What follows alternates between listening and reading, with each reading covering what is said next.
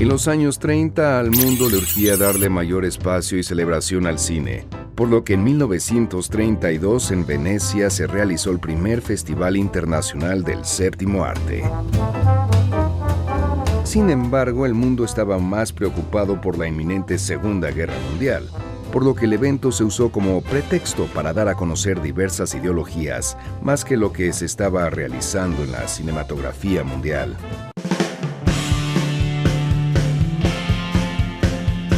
Ante la preferencia por material italiano y alemán, los franceses se marcharon en protesta y de inmediato le pidieron a su gobierno apoyo económico para crear su propio festival.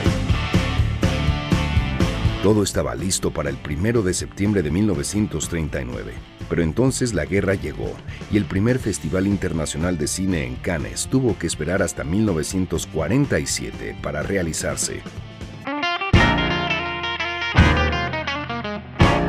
Ya para la década de los 50, el evento era el más importante del mundo, premiando a verdaderas leyendas de la talla de Orson Welles, Ingmar Bergman o Luis Buñuel.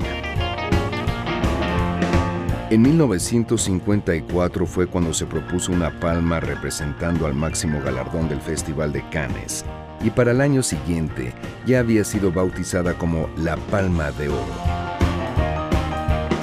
No hay un director que haya obtenido más de 2 Palmas de Oro, por lo que empatados se encuentran el sueco Alf Söderberg, el estadounidense Francis Ford Coppola, el japonés Shohei Imamura, el ex yugoslavo Emir Kusturica, el danés Ville August y los belgas Luc y Jean-Pierre Dardenne.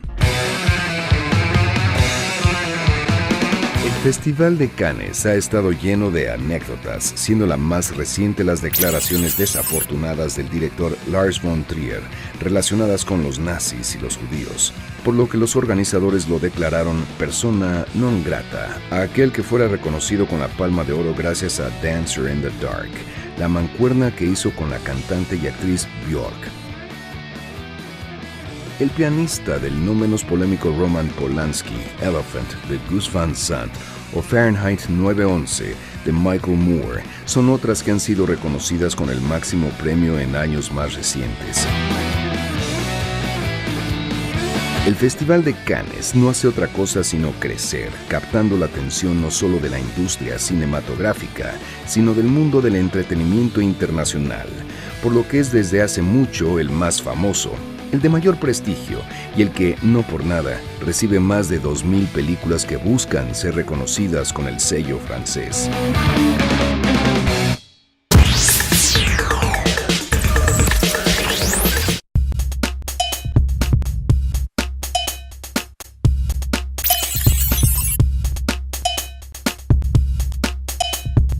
I mean, fundamentally, the idea of yes is more is an evolution, let's say, dating back to less is more that triggered the modernist revolution, and then through sort of a series of mutations, you say like less is more quickly degenerated into this sort of minimalistic aesthetic, and quite quickly sort of radical architecture became confused with this idea of the cliche of the angry young man rebelling against the establishment. Somehow radicality is quite often seen as being negatively defined.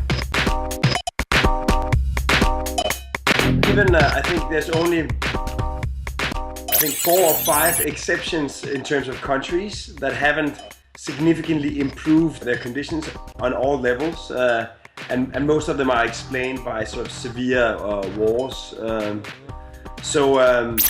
or disasters. I think that the general tendency is to sort of try to sort of consider challenges such as sustainability, not a question of a moral dilemma or like a political sort of compromise, right, but actually consider it a design challenge that as designers and architects, we can actually deploy all our sort of rigorous analysis and skills and creativity to try to make it possible for people to live their lives exactly the way they want to. In doing so, we can sort of organize all the different aspects of human life so that we can actually live exactly the way we want without sacrificing the environment.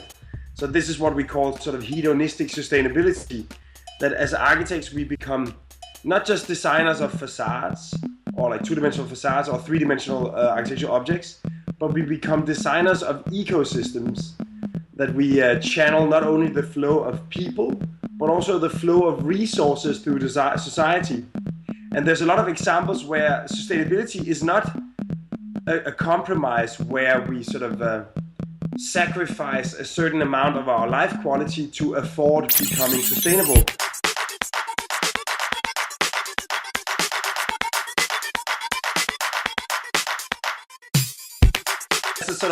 As an interesting side note, you know, normally when you build, you can say like a lot of necessary investments into infrastructure. You know, when you build dense cities, the smartest thing is to really mix the cities, so you have, you know, you don't put the housing in a suburb, you don't put the offices in a brain park, you don't put the shopping in a shopping mall. You mix it all together, and you also mix the necessary infrastructure. So the smartest way to have the waste to energy plant is actually in the middle of the city. And normally people would be complaining about building a power plant in their backyard with this phenomena called NIMBYism, not in my backyard. In this case, we're actually getting emails from people asking when are we going to complete this power plant, because they're looking forward to go skiing. So it really turns the focus from this sort of necessary evil into like a general contribution to the city.